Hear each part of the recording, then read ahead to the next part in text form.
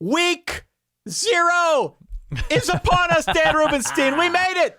Football We did make it. Happens this weekend, my friend. How are you? I'm good. The biggest game, I assume, is somewhere in the lower 48, right? No? Yes? It has to be. Actually, no. We have outsourced that abroad. The most American of all sports, I claim. America's true pastime. Not in the lower 48?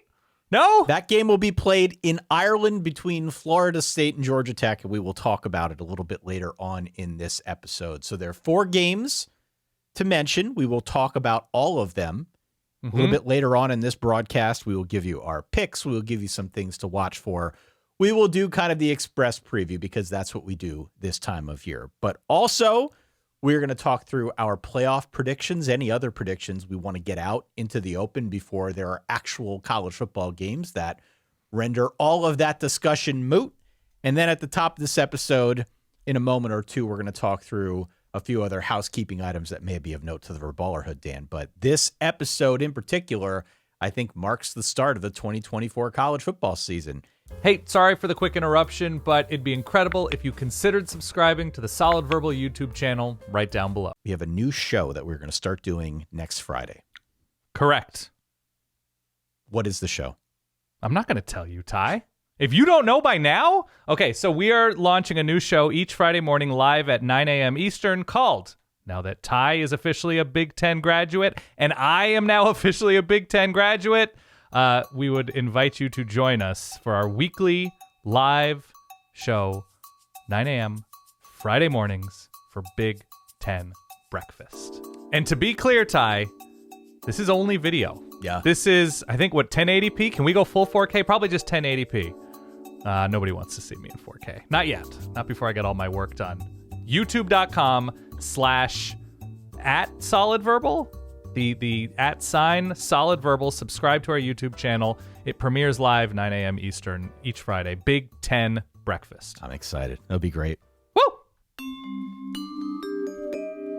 So listen, if you have been paying attention at all to any of these preview episodes that we did, we went through all the power conferences, 134 teams, tried to talk about all the teams as best we could. Got an email from a fan of Ball State. Says they wanted more. Need more Ball State content. We will try. Where are you? Sorry.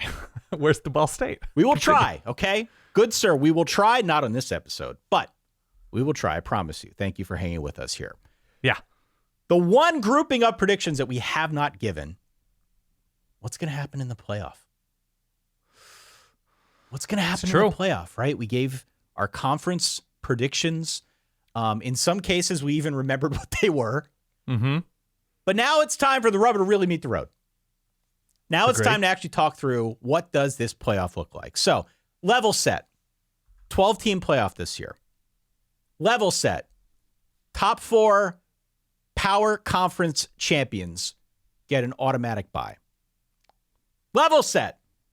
The top group of 5 conference champion auto bid into the playoff. Don't get the first round bye. Let's not get crazy. But they get in. Those 5 teams are in no matter what. That leaves 7 at-large spots. Yes. Those are going to be seeded accordingly. We will talk through what that looks like here. Momentarily, we both have our brackets in front of us. What were your thoughts trying to put this together? Was it harder than you expected? It's not hard because I knew going in that I was going to be the wrongest wrong whoever wronged, right? That it's so out there in terms of, because there are so many new slots in the postseason, it's just so many opportunities to be wrong that it actually made it easier, right? That I could say, okay, I'm down to do these 2 teams because I think this conference is going to have this many numbers. So for example, I looked at, I think Michigan and Penn State. Yeah. Right? I was like, okay, I like Penn State's schedule better. I kind of know what I'm getting from Penn State's quarterback a little bit more. And I don't think Penn State actually plays Michigan. So I see that as a tick in the right direction for Penn State. So I think I had Penn State in that toss up because I was just like, oh, this is going to be wrong. So let me just use the simplest possible metric, which to me was schedule and what we know about these teams going in. I had a really hard time with this exercise. Okay. I knew for months on end that it was something we needed to do, and I still feel like I flubbed it. I was still sitting over my notepad, jotting down teams, and having a hard time, honestly, getting down to 12 because there are a lot that I like. And figuring out who to put in and who to keep out for me was definitely stressful. I did not expect that. So here is where I came down on this. You and I both had 4 SEC teams. We both had 3 Big Ten teams. Of note, that's a very popular topic for discussion. How many teams are the SEC and the Big Ten going to get into this thing? You and I were in agreement 4 and 3. Different teams in some cases, but 4 and 3. Where we're a little bit different is you've got 2 Big 12 teams. I've only got 1. I've got 2 ACC teams. You've only got 1. Mm-hmm. But we both have 1 independent. Wink, wink, nudge, nudge. We both have, of course, that 1 G5 team. Now, in our case, that team is App State. Maybe the one thing we agree on that we both like App State. To get in, presumably as the 12 seed in this tournament, they'll be squaring off against whoever the number 5 seed is when they end up seeding this thing and putting it into motion. But how close were you to putting another SEC team in? Because we did a show with our friend Andy Staples where he asked us about the possibility of 5 SEC teams. And I sort of toiled with that decision a little bit here, ultimately deciding against it. I thought about it. I mean, just because I think there are so many potentially very good SEC teams, but you got to remember they play each other, right? That like these aren't teams that are operating in a vacuum and a bunch of them will be 10-2. Like the records will take care of themselves. So I was close, for sure close. And I left out what I consider to be a major team, which I still think is going to have a very good season. But ultimately, I went with my metric of what we sort of know and quarterback defense. And I reserve the right to, after 1 week of the season, completely go back on all of these predictions, right? Yeah. Nobody's going to remember any of this anyway. But it was difficult. It was certainly super difficult because we know that there are a number of teams from a number of conferences who are going to have excellent seasons and that are going to be no-brainers by the time we get to, late October, November as playoff contenders. But right now, with how much changes in the sport in the offseason, I mean, it's obviously just a guess, but I kind of had fun with it. You say nobody will remember this. Michigan fans will remember this. I can assure you they will remember this. Well, you doubled back on Michigan last year. That was your problem. I know it was. But neither one of us have Michigan in our playoff this year. That's true. We do have 3 of the same teams at the top. We have Ohio State. We don't, actually. We have 2 of the same teams at the top. I've got Georgia, you've got Georgia. I've got Utah, you've got Utah. Where we're differing a little bit, you've got Oregon coming out of the Big Ten. I've got Ohio State. I've got Miami out of the ACC. You've got Clemson. Yeah, I do. Was that a tough decision for you?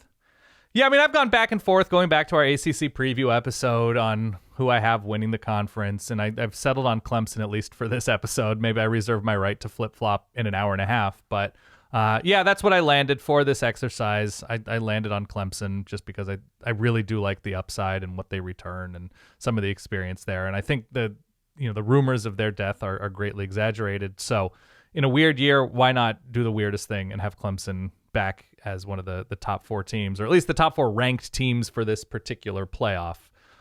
So that's what I have. Yeah. Here are what my first round matchups look like. Okay.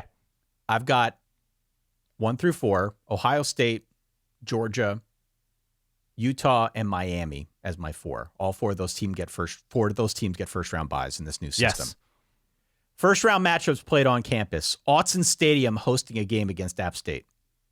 5-12. Okay. Oregon the 5, App State traveling to the Pacific Northwest to square off against the Ducks. Okay. I've got Texas playing host to Clemson. Texas is 6, Clemson and 11. I like that. Being played in Austin. I've got Notre Dame as a 7 hosting number 10 Alabama.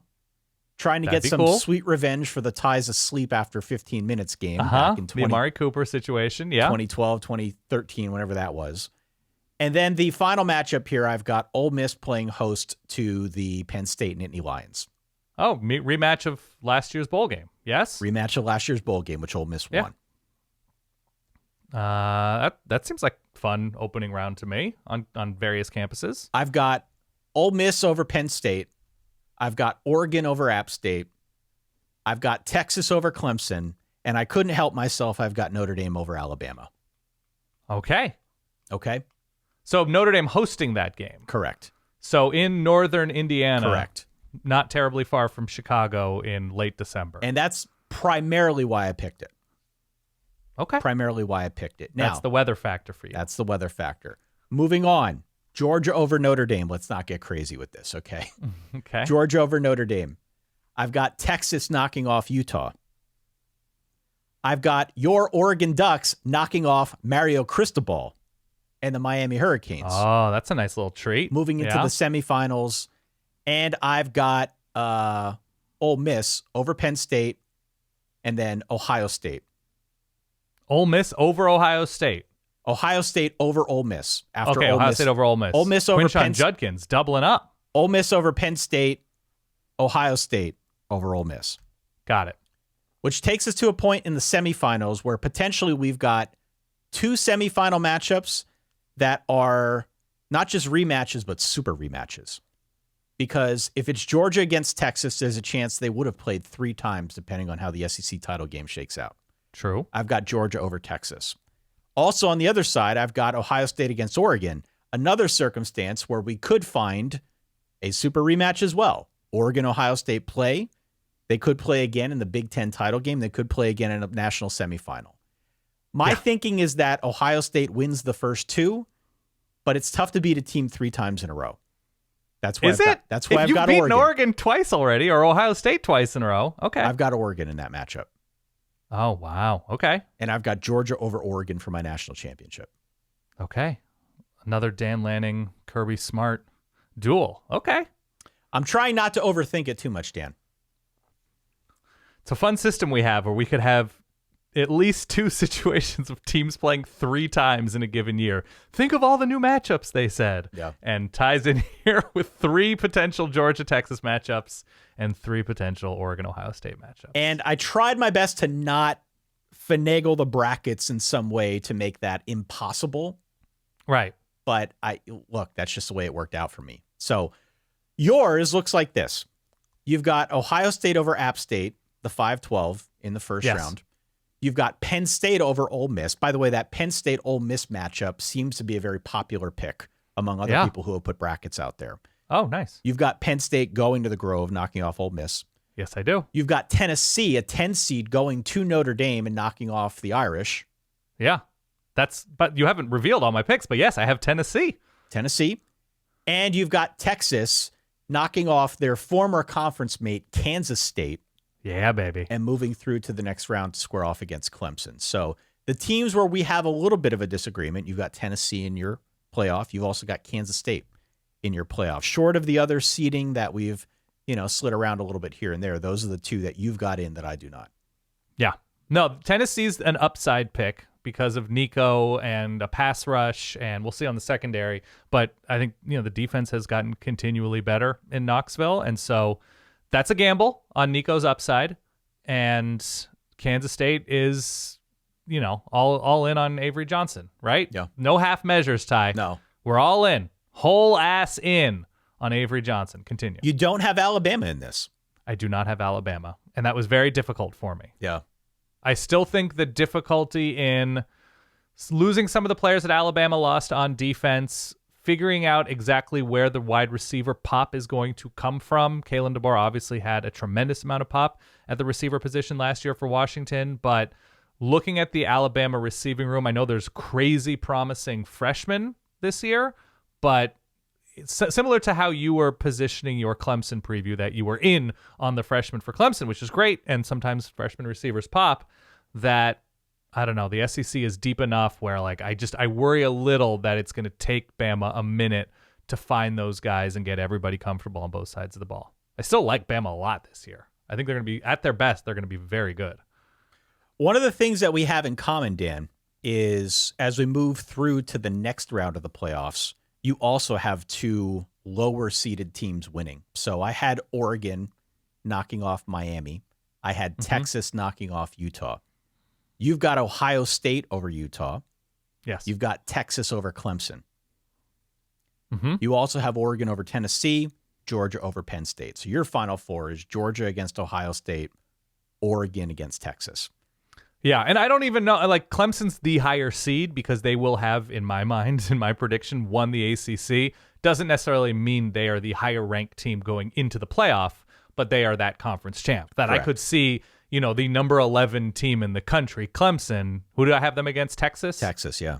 Yeah, and Texas finishing, 6 or 7, but such is the rule of the college football playoff that if you win your conference, you are afforded that top 4 and a bye. Rankings are not the same as seeding.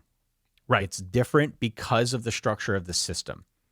You can be ranked number 1 in the country. Notre Dame could be ranked number 1 in the country, but because of the playoff setup, they would never be allowed to finish higher than 5th in that tournament, to be seeded higher than 5th in that tournament, get a home game.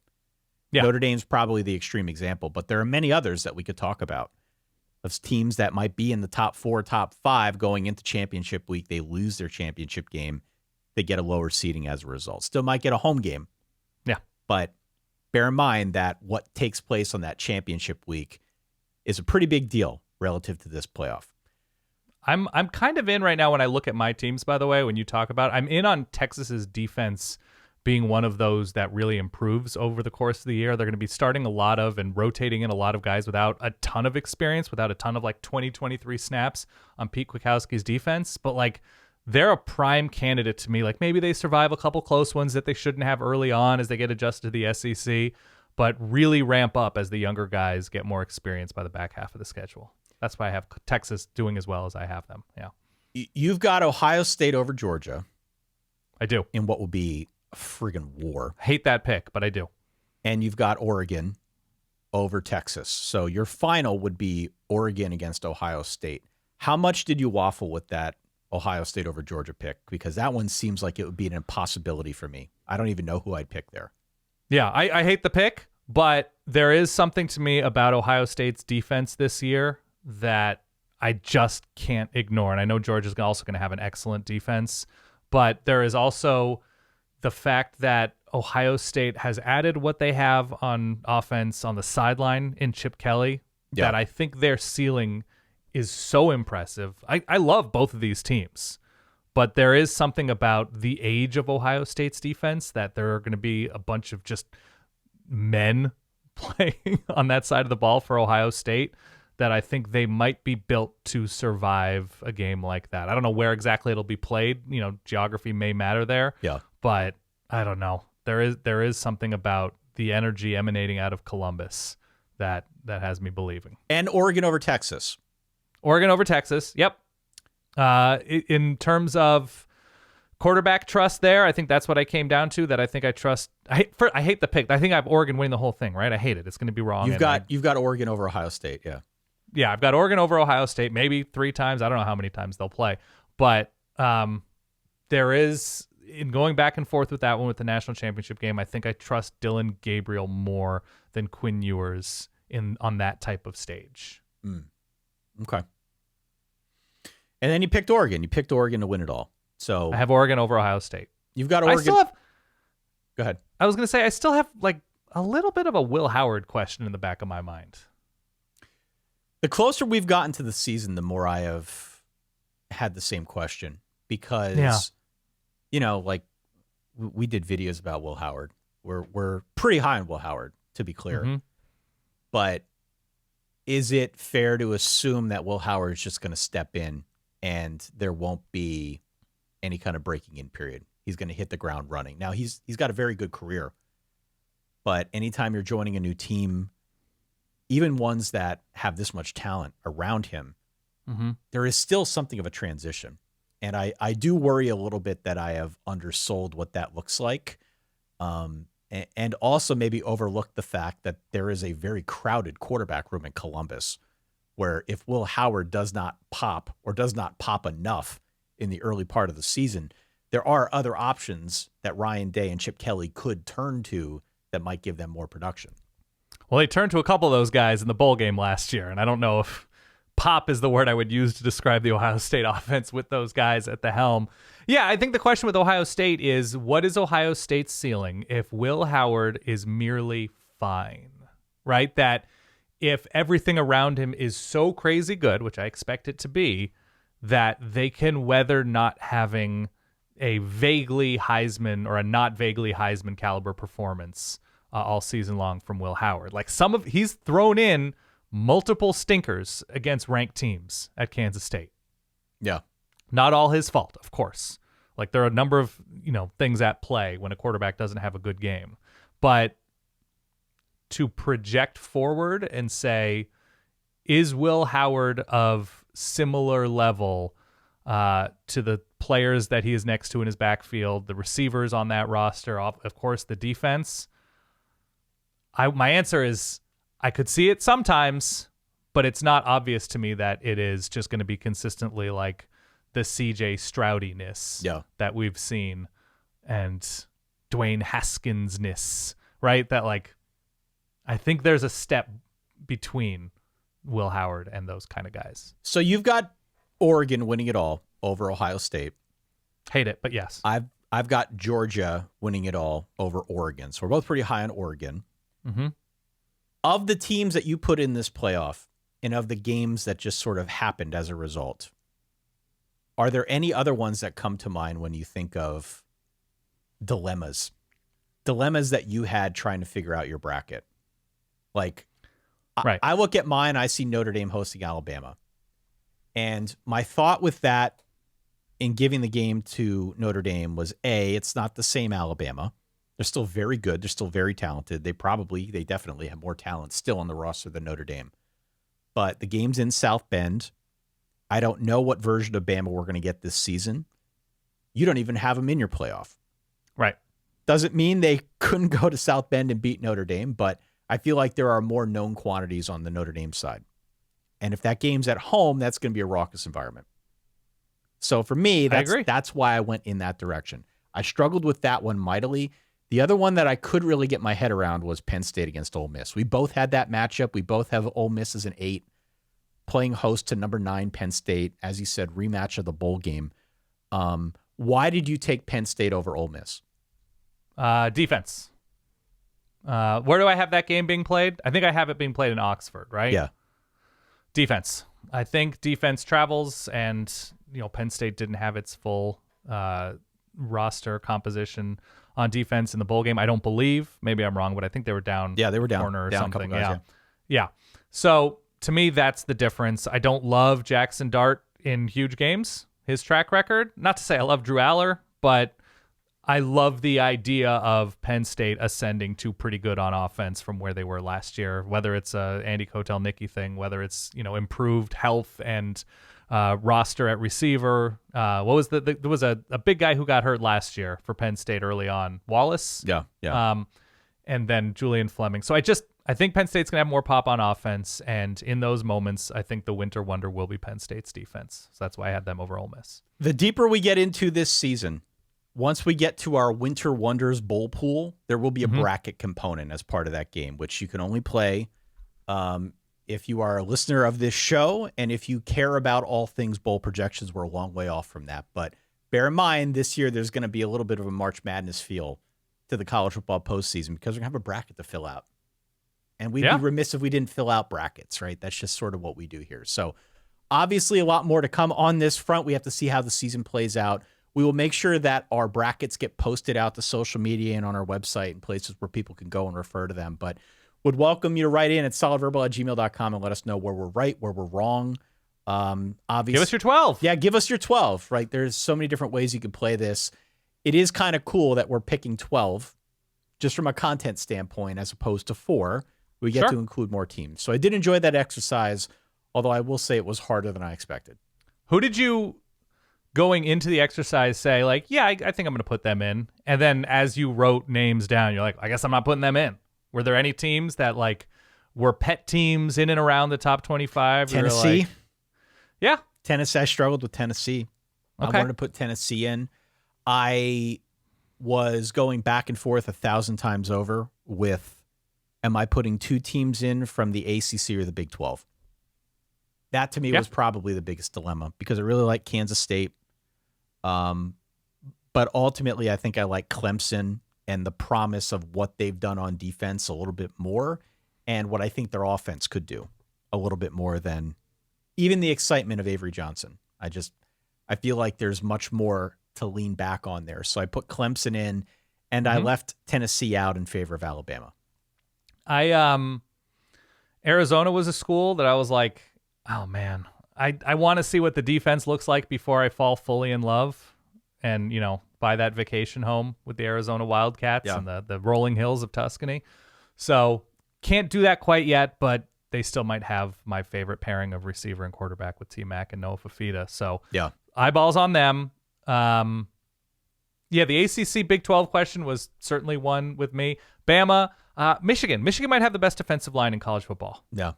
With Kenneth Grant and Mason Graham anchoring things. And it's the entire season is Alex Orji, or I guess whoever technically ends up starting at quarterback for Michigan, and what the identity is and how malleable they are if things aren't working. Michigan was very difficult to leave out.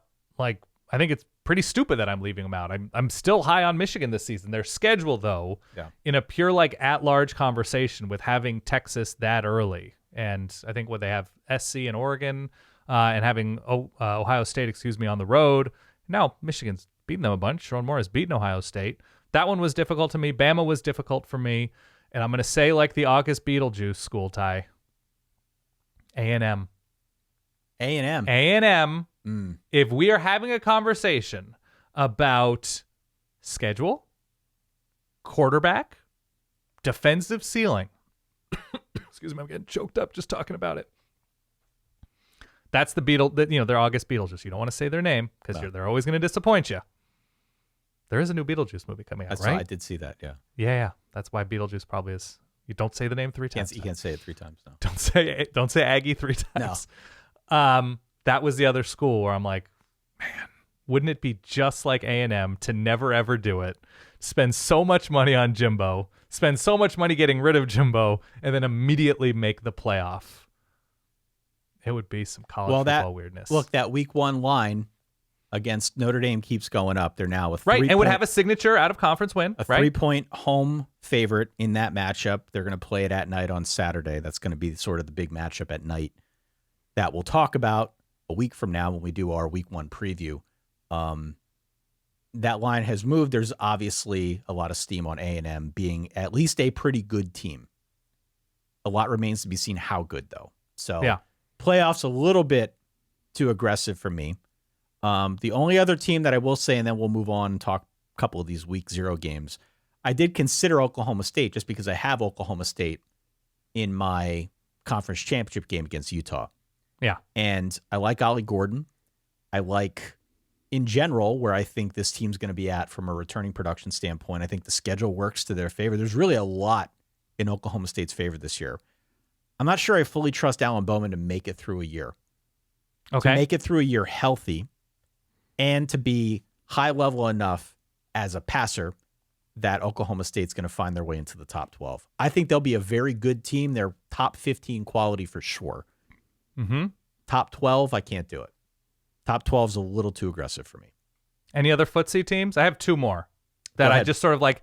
And actually, these 2 teams, if you combine them, I'd have them winning a major conference. Okay? LSU and Iowa. Okay. Iowa's schedule is awesome. It's good. It's pretty great. And so they could just be one of those teams where you're like, oh, I guess they're number 9 in the country. We got to put them in, right? I don't know. I don't fully believe that to be the case, but given their schedule, given that they play great defense, they're just going to win a bunch of games. And so if they win a bunch of 13-10s instead of losing 13-10s, they're in this conversation. The other one, LSU, that if I tell you right now that, like, I can't tell you how I know this, but LSU is going to have a pretty average defense this year. They're going to move forward to average, and we expect this offense, given the receivers coming in, the receivers they bring back, the offensive linemen back, especially those tackles. Like, If Garrett Nussmeier doesn't throw the ball away a little bit too much, they become interesting too. Did you play footsie with either of those teams? No. Okay. Because of those specific issues? I thought more about LSU than I did Iowa, but Okay. I'm not at a point where I'm ready to take Iowa seriously. I'm just Okay. not. I want to see the offense actually do something before I'm willing to even put them in this conversation. I think by virtue of their schedule and their defense and just their consistency with winning, 8-9 games a year, Mm-hmm. I think they'll be on the periphery of this conversation just by default. But actually being like a serious contender, I'm not seeing it. I couldn't go there. You were not in on Mizzou No. during preview season. I was. Their schedule's pretty spectacular as well. It is. But I don't know. I think there's just gonna be a bunch of 9-3 teams across all of these conferences, as they've all grown in depth. Where you're just like, I think Mizzou is going to be a victim of that. Coming from the SEC East and having a changed schedule that's a little bit more varied and weird, and they'll be one of those 9-3-ish teams that ultimately won't be in that Thanksgiving conversation. Real quick, if you like the video, please consider subscribing to the full podcast at solidverbal.com, Apple, Spotify, wherever you listen to podcasts. All the links are down below in the description.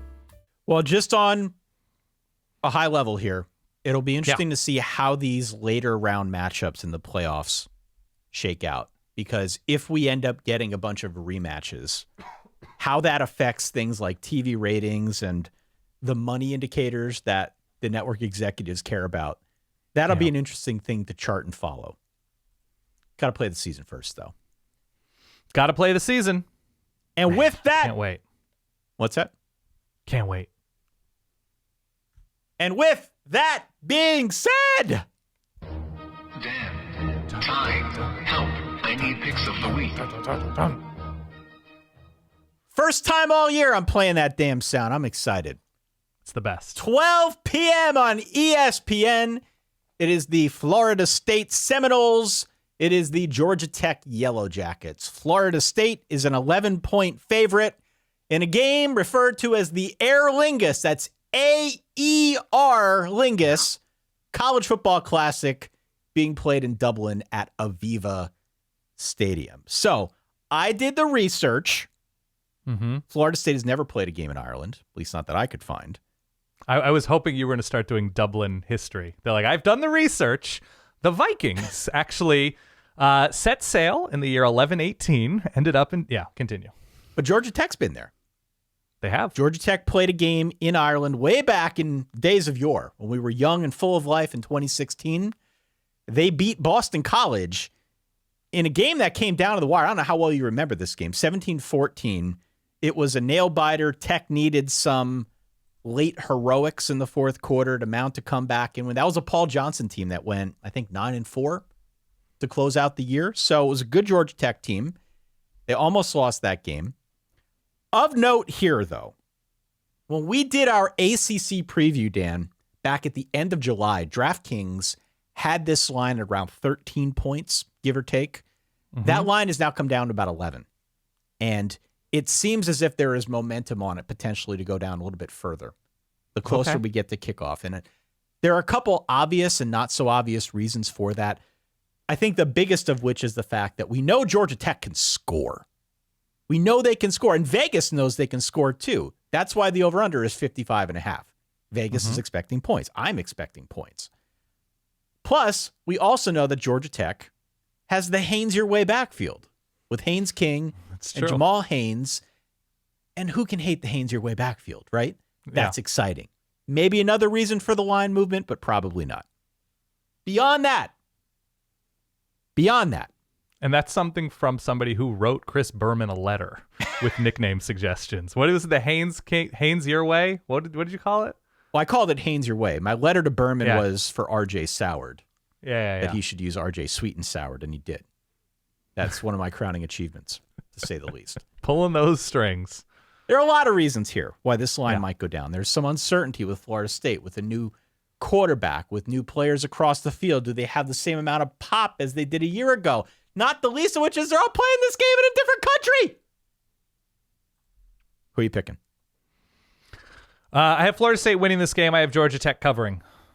I think there will be an adjustment period for Florida State I don't love DJU's history in covering games. Last year, Oregon State was kind of a toss-up.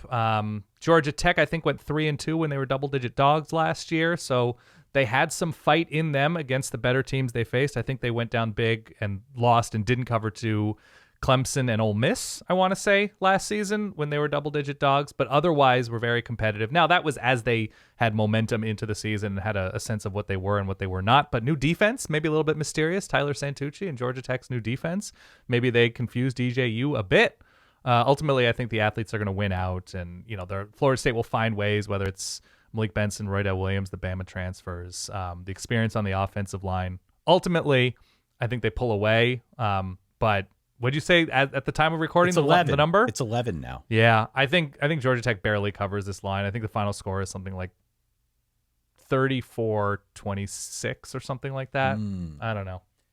I have something similar, and Okay. I'm going to be watching the Florida State defense most intently. And I said this during our team previews. You might recall this. I don't know. But, Florida State's defense ultimately is going to be fine. It's not like they're suddenly going to turn into Swiss cheese or anything like that. But it is situations like this that can be tricky because you're playing away from home. You're in, again, another freaking country. They got new faces at all three levels of this defense against an experienced offense that can score. So don't be surprised. This is one of those deals where if you're away from the TV, it's like, oh, football is on. I forgot. And you turn it on, and at halftime, it's something like Georgia Tech 17, Florida State 10. Don't be surprised if that's the case. It feels to me like that could be the case in a game like this.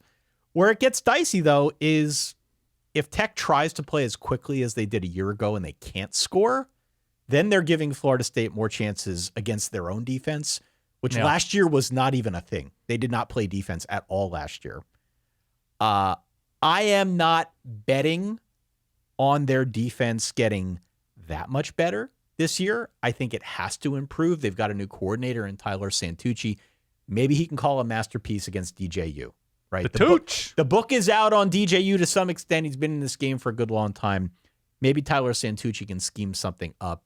It's the early part of the season, new teammates, et cetera, et cetera. By the way, he's played Georgia Tech twice. He's played Georgia Tech twice. Yeah. And was unremarkable in both of those games. Correct. Not it's different teams, but this might be a better defense than what Georgia Tech had in those 2 years. I don't know. See, that's the thing. And so if they're going to try to play quick, and if they don't get much success, and if suddenly Florida State gets more bites at the apple on offense, they're going to score theirs. Yeah. They're going to score. So I think Tech is going to be fired up for this game. They've had this history now under Brent Key where they play up in these bigger games. They're going to treat this like it's a playoff semifinal. And I think it's going to be fun. I actually think it's going to be a really good game to watch. I am very similarly minded to you. I've got Florida State 34-28 over Georgia Tech in a fun game. And I do have, just because, it's the reason for the season. Lock of the week. My lock is the over 55.5 in this game. Oh, I guess I have that, right? 34-26 is what I said. My math says that's 60 hitting the over. Yeah. I think the play is the over here. And for as much there's a lot of good players on this Florida State defense. For as much as I believe in the Georgia Tech offense, that's how little I believe in their defense. I think Florida State will be able to score. Yeah. And there is definitely a possibility where Florida State ends up winning this game like 42-20. And it's not even really in doubt. So I'd rather err on the side of more points than trying to stay within that 11 number. By the way, if you are going Bambino for pizza to Dublin, great pizza. Great. I say that as a pizza snob and dork. Great pizza. And Grano, Grano for Italian food. Really good. Cool neighborhood. 3 other games here that we got to make mention of. This one's at 4 p.m. It's on FS1. It is Montana State on the road at New Mexico. Montana State, the FCS Montana State, the number 4 team in the preseason FCS poll, is a 10.5 point favorite here over New Mexico in Bronco Mendenhall. Remember him? I do. Bronco Mendenhall's first game with the Lobos. Here is an interesting factoid. I'm ready. that I found just from perusing on Twitter. Shout out to Brad Powers from the Bet the Board podcast. Mined this gem for us. FCS teams as small underdogs and favorites against FBS teams are 65% against the spread. Now, he didn't define what a small dog or double dig, but this is a pretty big number.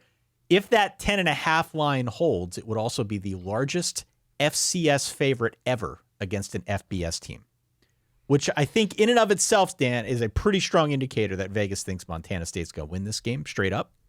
Right. I will not pretend that I have any hot Montana State takes because I do not. Right. I do know it's going to be a rough year for Bronco and Albuquerque, though. 5,300 feet above sea level. Yeah. Albuquerque. I don't know if that plays into it's going to be in the 90s is what I'm seeing here. So hot, thin air. Maybe the guys from Montana not necessarily used to the environs. I have no take on this one. Yeah. I like that. I like that trend though. That's good. I'll give the points. I'll say something like 31-17 Montana State. Okay. Fair enough. 8 p.m. CBS Sports Network. Mine, yours, everyone's SMU. 27-point favorite on the road at Nevada. Nevada starting over with a new coach, Jeff Choate. They should be one of the worst teams in the conference, if not one of the worst in college football. Very thin on offense, very lumpy on defense. Their pass rush should be better. Questionable at best against the run. I am just super high on SMU. Almost to the point where I don't think I can be objective. So they should win this game going away. I don't have a pick against the spread or anything like that. If SMU is half as good as I have made them out to be here in the preseason, they should blow the doors off of Nevada, full stop. Okay, I agree. I'll give those points. Final game. This one's got a little bit of an interesting nugget associated with it. It is Delaware State at Hawaii. Maybe. Maybe. You're right. What do we mean by that? Well, Hawaii is a 38-point favorite. Delaware State has a nice little travel nightmare story. Mm-hmm. People like to share those online, but the vaunted Hornets of Delaware State missed their 10.5-hour flight earlier in the week due to a, quote, bus snafu. I have not gotten further clarity on what a bus snafu entails. I don't know if it broke down, went to the wrong place, or showed up at the wrong time. But alas, the bus didn't get into JFK and they missed the flight. Oh, no. So what are they doing? Well, they apparently broke their flight up like you and I would with commercially available flights to get their way from the East Coast all the way out to the West Coast. So it is definitely going to be a bit of a process to get Delaware State out to the islands to square off against the Timmy Chang-led Hawaii Warriors. But was that like a Canadian process? A process? It depends how you say it. I like that. Delaware State at Hawaii. Hawaii's a pretty healthy favorite here, Dan. Hopefully Delaware State makes it. Hopefully they have some time to enjoy the islands and it's not all just, hurry up and go. But this one's being played about midnight Eastern time. So you get a full day of college football if that's your thing. You can watch from noon Eastern all the way through until about 3 a.m. Eastern if you are ever so inclined. First weekend of football, albeit a much lighter slate. We will fully kick into gear on our week 1 preview, which is coming up next week. But this is the slate in week 0. I looked up while you were saying that, notable Delaware State alumni. I recognize exactly one name on the list. And it was, I won't say great, but it was the number 2 receiver to Jerry Rice for the 49ers in like the early 90s, late 80s, John Taylor. Yeah. Literally the only one I recognized. And it was just like, hey, this guy was in the House of Representatives from 1973 to 1976. You're like, okay, cool. Thanks, Clyde. That was it. That's the only thing I have to say about the Hornets, Delaware State. Yeah, I'll go with Hawaii. There you go. That is week 0. Yes. Hit follow, hit subscribe if you've made it this far into the show. If you are ever so inclined, leave a star rating or a review wherever you're able to do that. Helps more people find the college football podcast that is the Solid Verbal, the one you're listening to now. You can write in, of course, solidverbal@gmail.com. Let us know your thoughts on any of the predictions, what we got right, what we got wrong, what we should do more of on our upcoming episodes. And don't forget to go on out to verballers.com. Again, the Patreon tiers are getting updated. You will find out much more about what we are offering to our patrons this season by going to Overballers.com. We're going to spin that game up in very, very short order. So if you are a Overballer right now, you will see a post about that shortly. And there's going to be new merch. We've been working very, very diligently to try and get the merch store up and running. It's good stuff. I like it. For the season. Yeah, you did a great job. I mean, I can't see color the way you can. I tried. It was bad. My wife made fun of me. But the designs look good. We're pretty excited about the direction of things. We got a few more items that we got to kind of get up and running. But before long, we're going to have a new merch store as well, just in time for the college football season. Should be great. Dan Rubenstein, it was fun to do sort of this walkthrough of a preview episode. Agree. With you.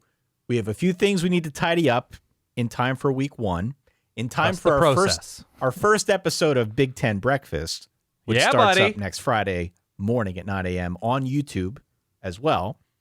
But in the interim, Dan, we have to trust that process.